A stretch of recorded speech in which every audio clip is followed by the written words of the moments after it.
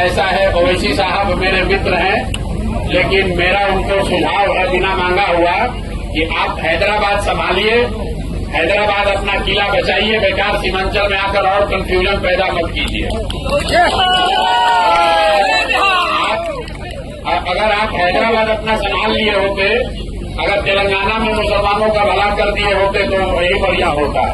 बंगाल में चुनाव हो रहा था तो यहाँ पर आईएसएफ के लोग और आए थे, लेकिन सारे मुसलमानों ने कहा नहीं भाई, हम लोग को टीएमसी पर भरोसा है, हम लोग को भाजपा से लड़ाई, हम लोग को इस सब चक्कर में नहीं पड़ना है। आईएसएफ और ओवैसी साहब कुछ वहां नहीं कर सके। इस बार सीमांचल के मुसलमान वो गलती नहीं करेंगे जो 2020 में हुआ है। ओवैसी साहब का सम्मान है, बहुत बढ़िया तकरीर करते हैं, पढ़े लिखे व्यक्ति हैं, लेकिन उनको हैदराबाद में रहने दीजिए। सीमांचल के नेता, सीमांचल के रहनुमा जो जिनको रहनुमाई करनी है वो सीमांचल का बेटा होना चाहिए। हैदराबाद से आकर सीमांचल में नया नेतृत्व। एनडीए और महागठबंधन में मुस्लिमों को भागीदारी नहीं दी गई आपके अंदर, और आप मंच में आकर डायरेक्ट भाषण देते हैं, यहाँ के लोकल नेता से नहीं मिलते हैं, ये आपके ऊपर आरोप लगाते हैं। मेरे भाई, हमसे ज्यादा कोई अगर लोकल नेता से मिला हो तो बिहार में आप पूरा खोज के बताइए। 2.5 बरस बिना घर गए, बिना गाड़ी पर पैर रखे 2.5 बरस मैंने 5,500 गांव में पैदल घर नहीं गए, गाड़ी पर नहीं बैठे, 2.5 बरस पैदल घर गए इस चीज को खड़ा करने के लिए। तो आपको उसमें अगर एटीट्यूड दिख रहा है, यहाँ दूसरा सब नेता आएगा हेलीकॉप्टर से, हम गाड़ी से चलते हैं और हमारे पार्टी के साथी भी गाड़ी से चलते हैं जो जनसुराज देता, और दूसरे नेता अपने हेलीकॉप्टर पर चलता है और जो टिकट लेने जा रहा है उससे 1 करोड़ 2 करोड़ रुपया ले रहा है और कहता है कि हेलीकॉप्टर की खर्चा के लिए पैसा लिए।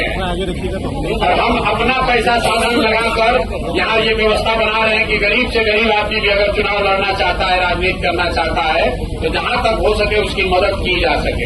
एनडीए और महागठबंधन में मुस्लिमों को भागीदारी नहीं दी गई, उस हिसाब से जिस हिसाब से संख्या है। भाई, मुसलमानों को भागीदारी इसलिए नहीं दी जाती है कि मुसलमानों को भागीदारी से ज्यादा भाजपा का डर सता रहा कि मतलब आजाद भारत के इतिहास में पहली बार बिहार में किसी एक दल जनसुराज ने, याद रख लीजिए भैया, 34 मुसलमानों को टिकट दिया है।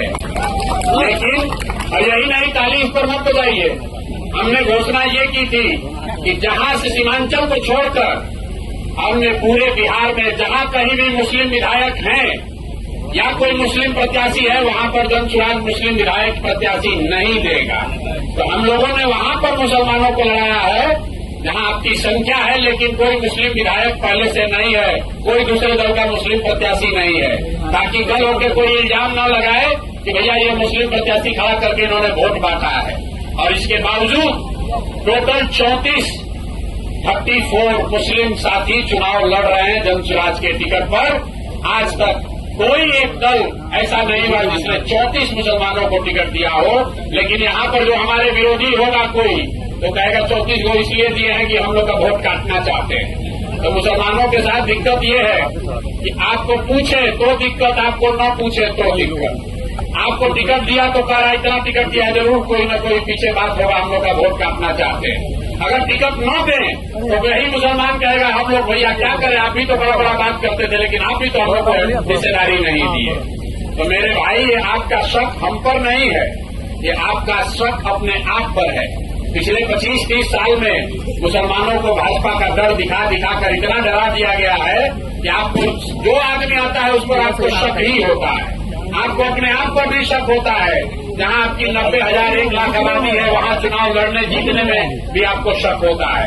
इसीलिए मैंने यही बात कही, जिस दिन आप भाजपा का डर अपने मन से हटा देंगे, अपने आप आपकी आधी समस्या खत्म हो जाएगी। और उसी प्रयास में जनसुराज लगा हुआ है। आप आज मानिए या कल मानिए, प्रधान जी कितने चलना आपको है जनसुराज में ही।